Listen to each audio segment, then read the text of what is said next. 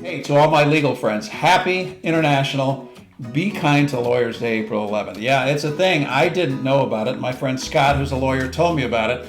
And so, in honor of that day, I want to give you a couple of things. And yes, they're around development. But I'm going to share with you some information, first of all, that you can share with friends and family about this Be Kind to Lawyers Day. So, how do we celebrate? Watch a movie about lawyers, show the love. Don't forget to say thank you. And by the way, thank you for what you guys do. You do it, seems like effortlessly, but you put a lot of hours in for it. Send referrals their day. Of course, send referrals. You guys are a business entity, billable hours. I learned that. Also, I thought this was interesting. What does it take to become a lawyer, to earn your Juris Doctorate degree? Pass a bar exam within the jurisdiction of law will be practiced. This is some information that not everybody learns. You guys know it well.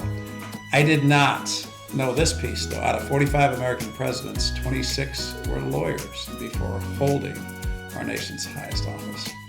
So cool information. And again, Be Kind to Lawyers Day. I'm going to give you something else that those of you that I've worked with know I was going to do this, and that's talking about your innate abilities, your strengths, self-awareness, who you are.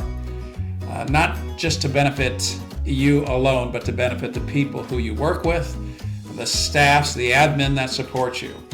Gallup shared this article, and I'm going to share it with you right now on burnout. In here is a great article that talks about what it is, how you can cope with it, and then some of the instinctual remedies. Remember, development is hope. So not just strengths development, any development can help aid against this burnout or this feeling that, you know what, I'm doing the same thing over and over and you're asking more of me again and again. So here's some good things that you can do. One of the things that I really like, as you know, you can see that page 21 right behind me. That page 21 is a plethora of information. But the strategies that your people are on right now to deal with burnout, you can probably guess it goes right along with their dominant themes, whether they execute, influence, build relationships, or are strategic. So knowing that information and knowing how they cope with burnout, cope with the stress of the job is very important. And then I like this information here. Gallup does a nice job of giving some solutions. If you look at the executing or the influencing domain in this case, what your people naturally do, what you naturally do is you get back to work as quick as possible, of course. But what about if you stop and took some time to think through your situation? You don't do that because that's not natural for you to do it. But therein lies the success, the secret to combating burnout. Those of you that exercise or engage in physical activity, what if you try to find out what is a positive about my current work situation?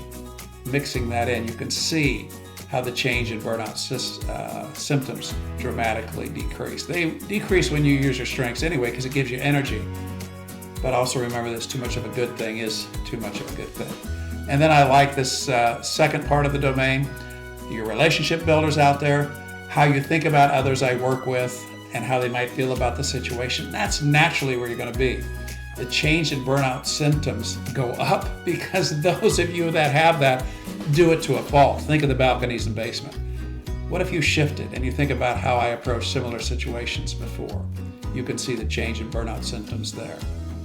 And those of you with strategic thinking, I stop and take time to think through my situation. Of course you do. That's your nature. But when it comes to burnout, think about your people and think about my current situation as a challenge to find a way to succeed. When that happens, the change in burnout symptoms drop dramatically. Anyway, just wanted to wish you a happy International Be Kind to Lawyers Day. I'm glad I know you, and I look forward to getting to know you in the legal profession that I've not met before. I truly believe in Gallup's strengths, gaining self-awareness, and I would love to talk to you more about it. And just a reminder, Be Kind to Lawyers on April 11th.